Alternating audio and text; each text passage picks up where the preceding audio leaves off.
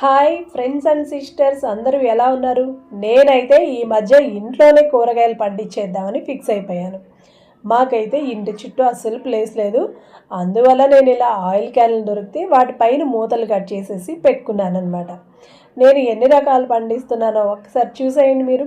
ఇందాక మీరు తోటకూర చూసారు, అలాగే కరివేపాకు, ఇది వచ్చేసి తులసమ్మ, ఇంక ఇప్పుడు వచ్చేది చూడండి సపోటాలు. నేను దీన్ని కూడా టబ్లోనే పండిస్తున్నాను. బాగానే వస్తున్నాయండి, మీరు కూడా ట్రై చేయండి. ఇవి వచ్చేసి తెల్ల వంకాయలు, కాల్చి పచ్చడి చేసుకుంటే చాలా బాగుంటుంది. ఈ మధ్య వేసిన కాకరపాదు అనమాట. ఇప్పుడే వస్తున్నాయి చిన్న చిన్నగా, వచ్చిన తర్వాత చిన్న పందిర్లాగా వేసి పాకిద్దాం అనుకున్నాను. ఇంకా తర్వాత వచ్చేసి ఇది గోంగూర అనమాట.